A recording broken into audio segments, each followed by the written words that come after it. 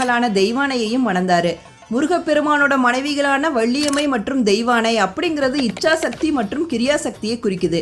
இச்சாசக்தி அப்படிங்கிறது நம்மளோட விருப்பத்தின் சக்தி, கிரியாசக்தி அப்படிங்கிறது செயல் சக்தி. நம்மளோட லைஃப்ல நம்மளுக்கு நிறைய விருப்பங்கள் இருக்கும். வீடு கட்டணும், கார் வாங்கணும், நிறைய ப்ராப்பர்ட்டி வாங்கணும் அப்படின்னு சொல்லிட்டு அந்த விருப்பத்தை நிறைவேற்ற நாம செயல்பட வேண்டும். அப்போ செயல்படுவதற்குரிய சக்தி நமக்கு வேணும்.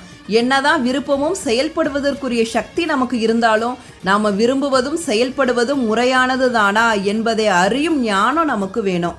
ஒருவருக்கு 20,000 தான் சேலரி வருது, பட் அவருக்கு 2 கோடி மதிப்புள்ள ப்ராப்பர்ட்டி வாங்கணும் அப்படின்னு விருப்பம் இருந்துச்சுன்னா அதற்கு செயல்பட ஆரம்பிச்சாருன்னா தவறான வழியில தான் போய் நிற்பாரு. நம்மளோட விருப்பம், அதை சார்ந்த செயல், அது சரியானது தானா அப்படிங்கிறத தேர்ந்து தெளியும் ஞானம், இது மூன்றையும் அருளக்கூடிய தெய்வ மூர்த்தங்கள் தான் முருகப்பெருமானும் அவர்தம் தேவியரான வள்ளியும் தெய்வானையும். வள்ளியம்மை நம்மளோட விருப்பத்தின் குறியீடு, தெய்வானை நம்மளோட செயலின் குறியீடு.